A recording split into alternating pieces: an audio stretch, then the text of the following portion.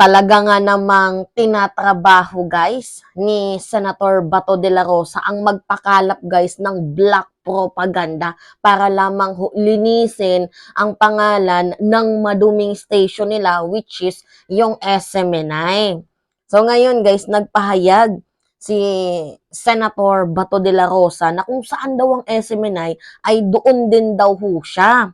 Tapos ang titindi niyong magsabi na tinatanggalan ng press freedom itong mga angkor na to, ginigipit sila ng Kongreso, meron silang pagkakataon magsalita ng katotohanan. Binigyan nga sila ng ilang chance ni Congressman Jay Suarez. Sinabi ba nila kung sino yung source? Ha? Tapos sasabihin nyo, ginigipit? Ang titindi naman ng amats nitong mga senador na to. Anyway, nagsalita ho guys si Senator Bato de la Rosa na kung saan daw ho ang SMNI ay doon din daw siya. Eh, na doon pala, eh, sasama ka pala, bakit hindi ka sumama sa kulungan? Diba? Eh, sasama ka pala, ba't di ka sumama sa kulungan? Doon kila ka Eric at doon kila Doc Lorraine Badoy. Imagine, yung mga pahayag talaga nila, talagang dinidiktahan tayo. Mga diktador. Ayaw nyo sa diktador, tapos kayo mismo, mga diktador. Anyway, ito yung kanyang pahayag. Grabing pang manipulate sa taong bayan, guys. Talagang gusto nila tayong paniwalain na itong SMNI ay wala talagang bahid ng kasalanan. Panoodin natin. Kita po ninyo ang kagandang SMNI in our fight against the CPP and PNP. What is your stand po, sir? I am strongly supporting SMNI dahil alam ko sinusugal ng SMNI yung kanilang lahat ng resources, pati na rin yung kanilang buhay, yung kanilang safety ay ng kanilang buhay. Kailan sinusugal para sa Sinusugal. Eh, kasalanan din naman nilang man-red tag sila eh. Hindi naman sinabi na mang-red tag sila, pero patuloy pa din sila sa paggawa ng pang-red tag. So, bakit hindi naman dapat i-red tag nila, red tag nila, kagaya ni Mayor Magalong. Tama ba ako, guys? If I'm not mistaken, si Mayor ba yun, o congressman? Anong ginawa nila? Ni-red tag nila na isa daw taga-Jundok. Diba? Tapos mapag-aalaman, di naman pala totoo. Kaloka? dito sa CPP and PNDF. So kaisa po ako ng SMNI. Kung saan papunta ang SMNI, nandoon din ako. Kaya kung darating man yung Tingnan niyo yan guys, yung kanyang pahayag. Kung saan daw ang SMNI, doon din daw siya. So basically, kahit mali ang SMNI, hindi niya to iiwan kasi station niya yan. So nakikita niyo guys yung kaibahan ng nilalahad ng Congress sa nilalahad nitong mga senador na to. Yung Congress kasi guys, binabalanse ang tama at ang mali. So, hindi ho pinupush through yung pagkakamaling ginagawa ng mga station. Ito namang si Senator Bato de la Rosa, kahit saan daw ho mapunta ang SMNI, ay kanya pa rin itong susuportahan. So basically, sinasabi mo, mapatama man yan or mapamali, susuportahan mo. Wala tayong magagawa guys kapag yung isang senador ay panatiko ng lugar na yan, ng station na yan, or kung ano pa man, kung panatiko yan. Kasi wala na yung tinitingnan na mali kasi lahat ng tingin niya tama dyan sa isang area na yan. Sabi na lang natin sa SMNI, hindi niya nakikitang may mali ang SMNI, bagko sa kanyang paningin kasi nga fanatiko na siya, lahat ng nakikita niya ay tama.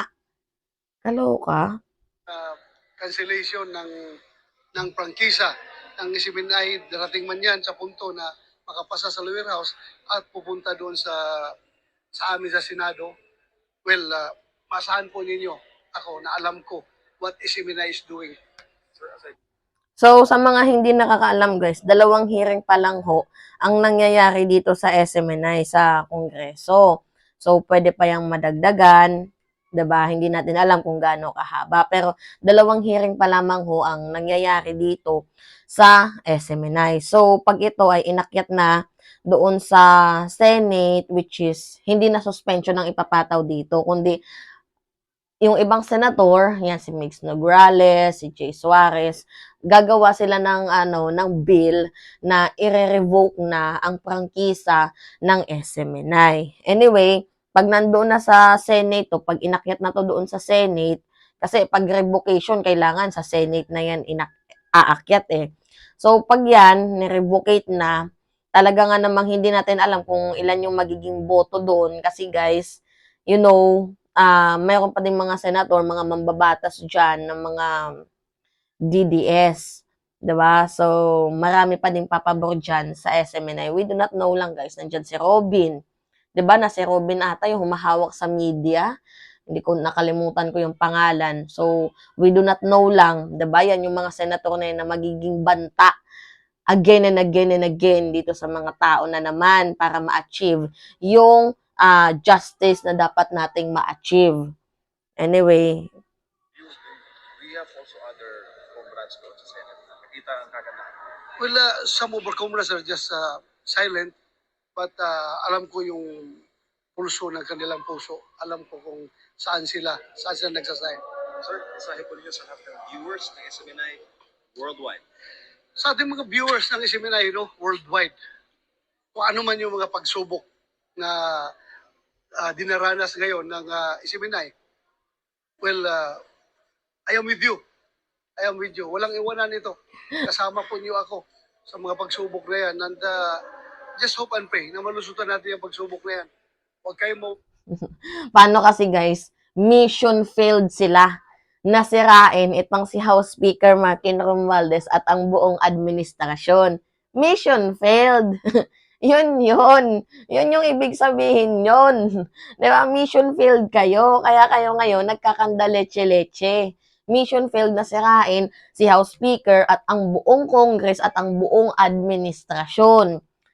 Mission failed. Ngayon, nagka-problema kayo. Binalikan kayo agad-agad ng karma. Ang bilis lang, no? ng ng lakas ng loob. Fight lang, tuloy lang ang laban. Kasi kapag tayo mawala ng lakas ng loob, sino makikinabang? Yung mga kalaban natin sa kaliwa. Silang mamamayagpag kapag wala ng SMNI. Dahil isa lang ang nakikita kong istasyon na talagang sympathetic to the cause of this country, kundi ang SMNI. Yan lang nakikita ko. Yung iba, meron mang pinapakita pero hindi kasing tindi ng pinapakita ng SMNI kung gaano. Hindi kasing tinding mangredpag kagaya ng SMNI. Yun ba yun? Senator ba to? Talaga nga naman, nik-nik mo bulok. Nila kamahal ang ating bansa. Kaya, andyan po ako, kasama niyo ako palagi. So, ibig sabihin ni Bato de la Rosa, iba ho yung SMNI sa ibang station kasi ang SMNI napakatindi daw ho. Napakatindi nga namang red tag. 'Di ba? Yan ho yung totoo. Napakatindi kasi wala din naman silang sinusunod na code of ethics. Kasi yung mga anchor ng SMNI hindi miyembro ng KBP. Yung ibang station kaya hindi masyadong garapal magsalita kasi nga miyembro sila ng kapisanan ng mga broadcaster ng Pilipinas, which is meron silang sinusunod na code of ethics.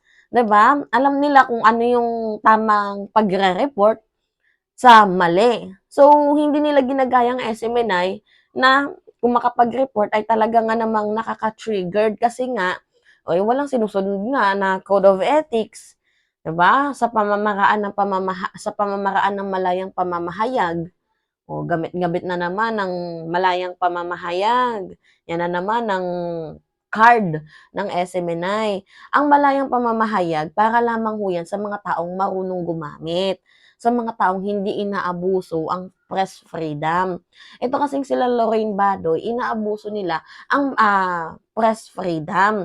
To the point na ginagamit nila yung malayang pamamahayag sa pagpapakalap ng maling ideolohiya, mga maling balita, mga, you know what guys, kasinungalingan.